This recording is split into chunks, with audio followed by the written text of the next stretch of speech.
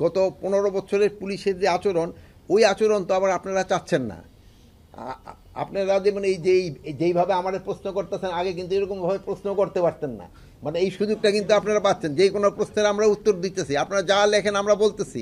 পুলিশের ক্ষেত্রে কারণে অকারণে এই যে বিভিন্ন রাস্তাঘাট বন্ধ করছে, এটা যদি আপনারা ভালোভাবে প্রচার করেন, সেই সময় কিন্তু জনগণে অতিষ্ঠ হয়ে যাবে। এখনই কিন্তু জনগণ অতিষ্ঠ, যে কোনো এই যে কারণ অকারণেই তারা রাস্তাঘাট, এই যে গতকালকে দেখবেন এই গ্রামীণ ফোনের হেড অফিস দেয়া 12টা পর্যন্ত বন্ধ করে রাখছে। এগুলি আপনারা মিডিয়া বলেন, এরা এই জিনিসগুলো আমাদেরও কিন্তু একটা ধৈর্যের সীমা থাকা দরকার। আমাদের কিন্তু ধৈর্যের সীমা কিন্তু শেষ করে দিচ্ছে তারা। তারপরে ধরেন আমরা যদি আবার কোনো সময় অ্যাকশনে যাই, সেই সময় আবার আপনারা বলেন পুলিশ এই আগের পুলিশের মতোই হয়ে গেছে। এই ক্ষেত্রে আপনারা তাদের একটু বলা দরকার যে তারা এই যে কারণে অকারণে করতেছে, তারা এটা রাস্তাঘাট ব্লক না করে তাদের যে ঊর্ধ্বতন কর্তৃপক্ষের কাছে তারা জানাইতে পারে। যেমন ছাত্রদের ক্ষেত্রে তারা তাদের ঊর্ধ্বতন কর্তৃপক্ষের জানাইতে পারে। তারপরে যদি তারা কোনো করতে চায়, তাদের স্কুলের মাঠ আছে, কলেজের মাঠ আছে, ওখানে তারা বলতে পারে। বাট জনগণের দুর্ভোগ সৃষ্টি করে যেন না করে এটা করবেন। কিন্তু সবারই কিন্তু একটা ধৈর্য আছে, মানে এক সময় কিন্তু সবাই ধৈর্যের বাঁধও কিন্তু ভেঙে যায়। জনগণের কিন্তু ধৈর্যের বাঁধ ভেঙে যাবে। এই সময় দেখবেন যে জনগণের কিন্তু তাদের ক্ষেত্রে অন্য রকমের ব্যবস্থা নেওয়ার চেষ্টা করে। আন্তর্জাতিক ট্রাইব্যুনাল যাদের ধরেন গ্রেপ্তারের পরোয়ানা জারি করছে, আমরা কিন্তু তাদের ধরছি। তারা কিন্তু অনেকে তারা তো আপনারা জানেন, সে তো বাংলাদেশেই নাই।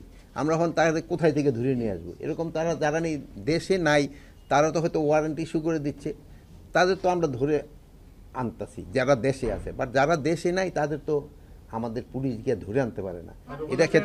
এটা ক্ষেত্রে আমরা চেষ্টা করতেছি, যেহেতু পার্শ্ববর্তী দেশের সাথে আমাদের একটা ট্রিটি আছে, ওইভাবে তাদের আনা যায় কিনা।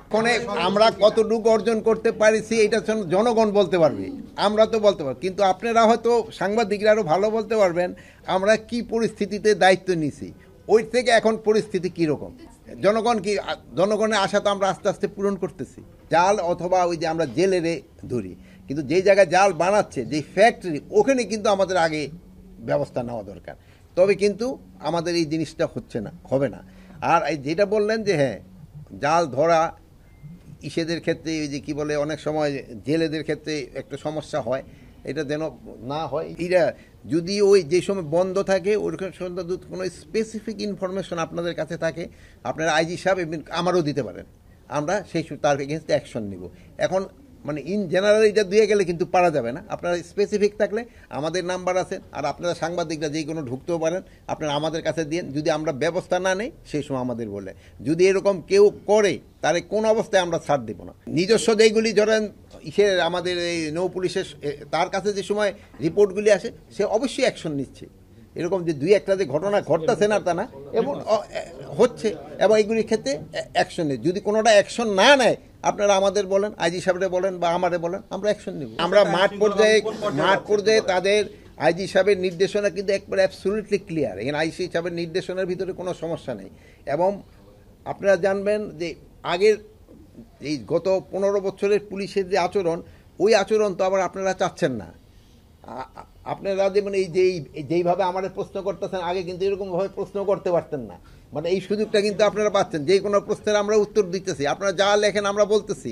পুলিশের ক্ষেত্রে এখন কি তাদের যে জন্য ট্রেনিং, এখন তারা দিনও আরও মানবিক হয়, এই জন্য কিন্তু এই আইজি সাহেব তাদের ট্রেনিং প্রোগ্রামও কিন্তু চেঞ্জ করতেছে। এগুলি কিন্তু করা হচ্ছে, কিন্তু হয় কি, এগুলি করতে তো সময় লাগে। মানে আজকে বললেন, কালকে তো হয়ে যাবে না। আর এরকম যে ধরেন উত্তরায় থানা, এরকম দুই একটা তো ঘটনা ঘটবে, যে ঘটবে না তা না। বাট এটার ক্ষেত্রে আপনারা দেখতে হবে আমরা এদের ক্ষেত্রে অ্যাকশন নিচ্ছি কিনা। যদি আমরা অ্যাকশন না নেই, শিশু মানুষদের বলতে পারেন আমরা তো অ্যাকশন নিচ্ছি, এবং আইজি সাহেব তো পুরো অ্যাকশন নিচ্ছে।